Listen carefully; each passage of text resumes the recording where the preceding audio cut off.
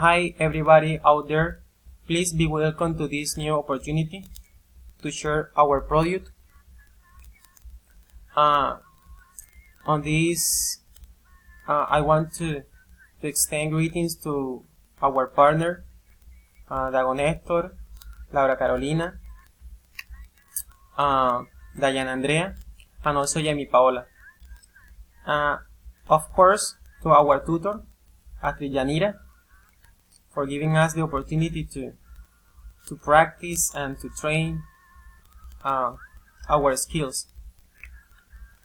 Well, this time the opportunity is to share a description of our hometown. It's an exercise that it's very interesting. Well, the idea is to help you to expand your view of what it's like to be here in Montelibano. Paola did interesting commentaries about Montelibano, but I don't know if you are going to keep thinking the same, but I want you to expand or to open your mind with this product. Thanks, Jamie, and let's move. Let's get started.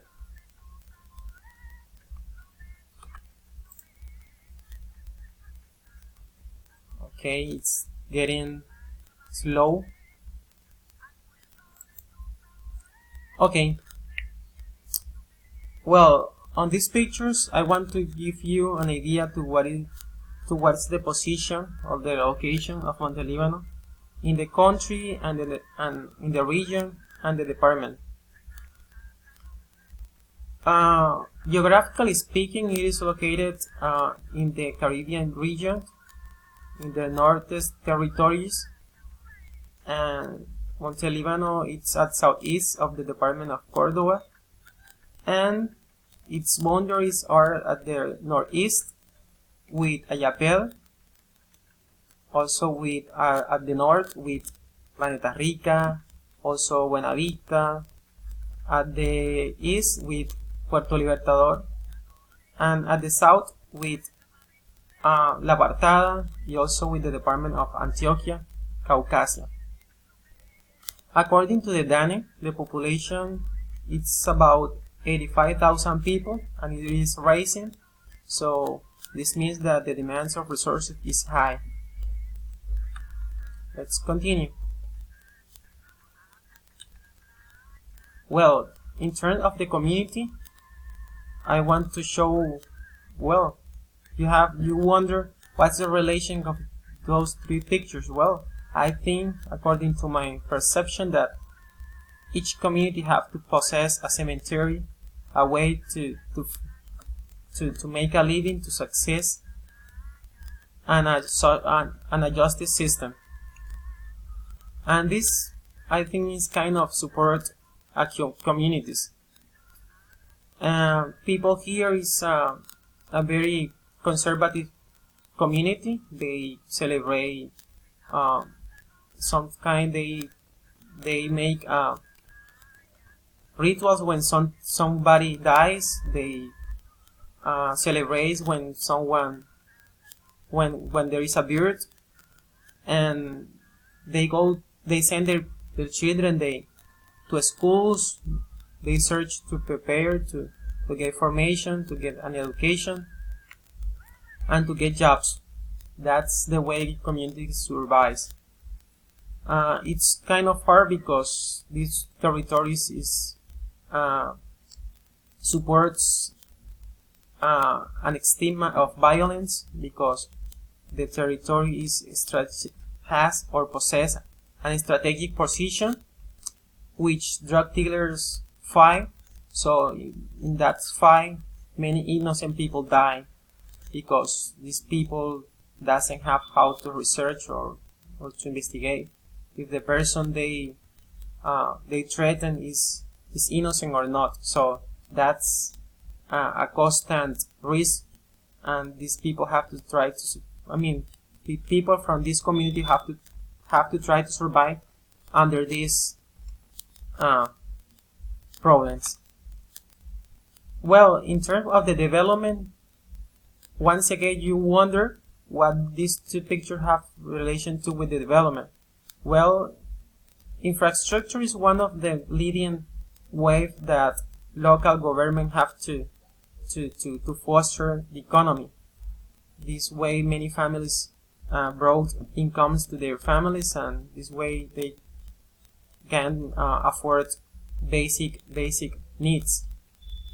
On the other side, we have two candidates that are running for winning the election, but they both have process of investigation by authorities. That's a phenomena that is spreading all over the country.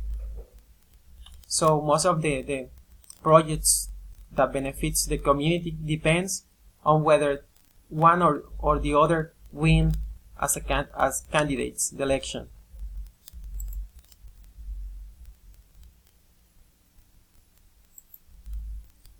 Well, now I want to show you these three pictures that also have to do with the development.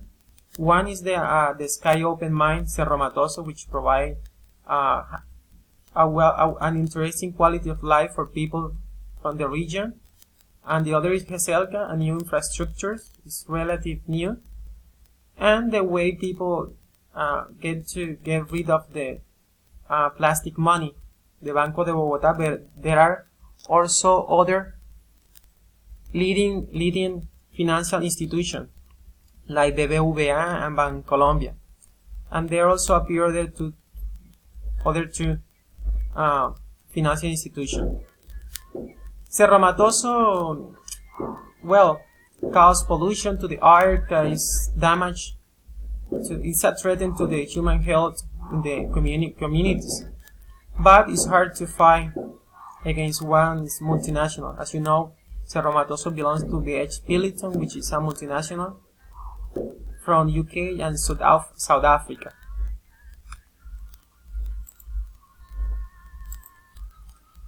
This is the way this is the way how people get to transport. This airport is relatively new, since a year ago approximately, and they have traveled direct to Medellin. Most of families possess a motorbike. Each family have 1, 2 or 3 motorbikes, even 4. Each member possess one.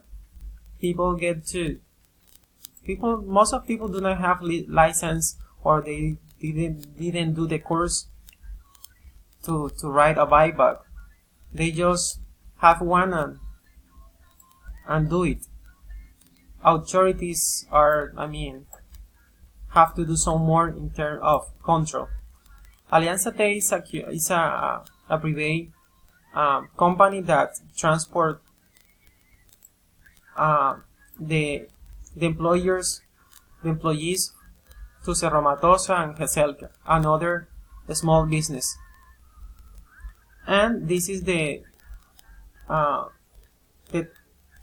transport station, where you can take a bus to travel direct to Monteria, to the largest city, to Medellin at 10 p.m.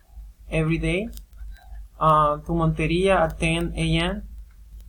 every morning. So you have to search for the mobile phone and get more information.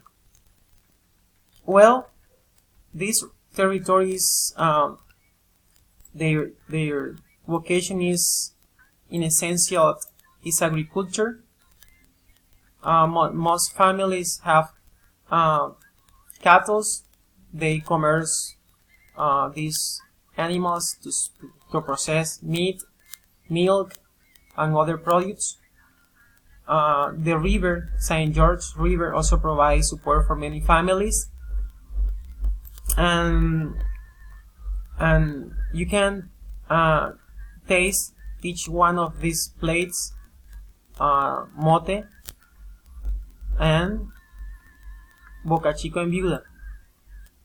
Most travelers come to here to taste these two, but up the river they are exploding exploding the river, and they contaminate the river with mercury. So it isn't anymore healthy to eat foods or this type of fish from the river. These two pictures get to show also the development of the region.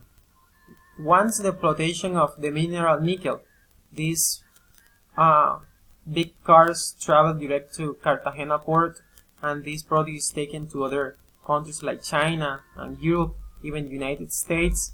And this picture shows the exploitation of wood, the forest. But the region is typically agricultural one. This is the culture, and the culture is very bad, if you let me say that. People, or most users that surround this natural flow of river, they burn their dirty water to here, and this waters finally ends or get the river St. George. That's why it's kind of hard to eat this kind of fishes and taste this kind of plates, because the river doesn't safe anymore, so it's too risky. This is what the education or the landscape of education looks like in Montelibano. The Sena also opened some new installations since a year ago, so with like a 12 program, but all have in the field of agriculture. Los Cisnes is for small children, for preescolar. The local library, a private institution that did his basement here in the town, is working since long. And University of Córdoba is also recently did his basement here in the town. In terms of health system, well, most of people is subscribed to Hospital Local and also to this IPS. If people have an accident or feel fever or high temperature, they just go to the urgency by themselves, because most of the time there is no ambulance available. In terms of attraction, this is what you can find. They remodeled or remastered most of the community parks in the neighborhoods. The Central Park, it was also rebuilt. That's why you have this interesting view. And at this side, this picture, you can observe the ecological park that I mentioned in the previous work. So that was all the attraction. In terms of population, people is friendly, hardworking, respectful, but it's a community that fear that God's decision. They are religious, and well, that was all. I hope you have spent your view of what it's like to live here in Montelibano. Thank you very much for your attention, and until our next entry. Goodbye and thank you.